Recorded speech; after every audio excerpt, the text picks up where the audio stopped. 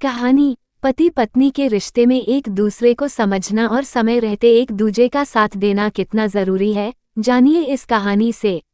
ये कहानी पत्नी की ओर से पति के समझने या समझे जाने पर। जो पत्नी महसूस करती है उसे पति ने जब जाना तब देर होने लगी थी। देर हुई तो नहीं ना, प्लेटलेट्स गिर रही थीं और उल्टियां भी हो चुकी थीं। आईसीयू में थीं। थैंक गॉड बच्चे वक्त रहते अस्पताल ले आए, वरना ड्यूटी डॉक्टर मेरी तरफ हिकारत से देख रहे थे। मैं किसी अजनबी सा शून्य में खो गया। तुमने कभी अपनी बीमारी, दर्द, तकलीफ को मेरे सामने नहीं दिखाया और ना ही काम करने में लापरवाही की, और मैं यही समझता रहा कि सब ठीक है। शादी के बाद से ही तुम्हारी ये सपनों को मुट्ठी में कैद करने की बातें मुझे बचकानी बेबुनियाद लगती। रियल लाइफ से दूर की बातें। कभी तुम्हारे साथ उड़ने की कोशिश नहीं की मैंने। तुमने घर बाहर की जिम्मेदारी से मुझे मुक्त कर दिया तो मैं आराम मतलब होता चला गया। चाय, टॉवल, कपड़े, खाना सब हाथ में देती तुम।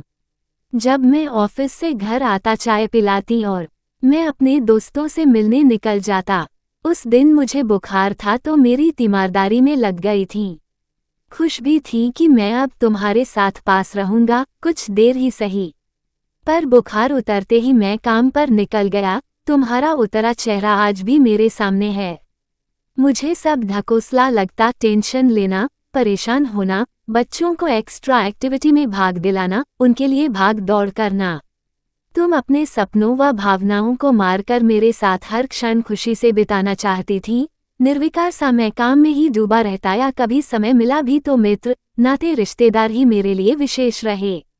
तुम मुझे मेरी जिम्मेदारी समझाती, कभी झुंझलाकर लड़ भी पड़ती थी, पर 2 ही मिनट बाद मेरी टाई ठीक करने लगती और मैं तुम्हें धकेलता हुआ ऑफिस के लिए निकल जाता। क्या जाने तुम पर क्या बीतती होगी।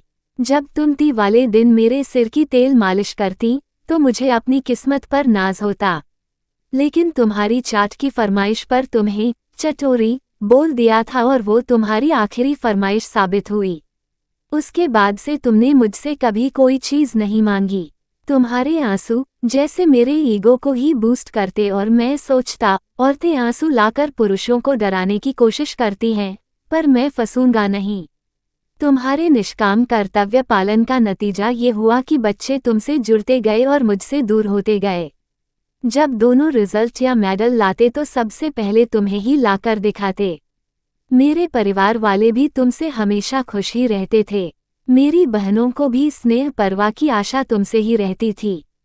तुम्हारी गुहार मेरी माँ सुनती भी थी, बस वहाँ तुम मन हल्का कर सकती थी।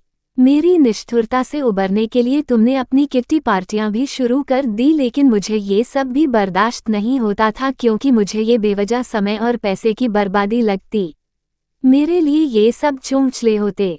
परिणाम वही हुआ, प्रौढ़ावस्था में मैं अकेला तथा तिरस्कृत महसूस करने लगा और बच्चों के साथ तुम और मजबूत हो चुकी थी, फिर भी मेरी परवाह थी तुम्हें।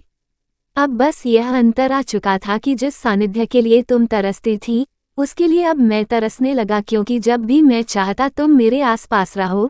तुम किशोर हो रहे बच्चों से घिरी उनकी कोई समस्या सुलझा रही होती। अब बच्चे भी अपनी अपनी जॉब में खुश हैं।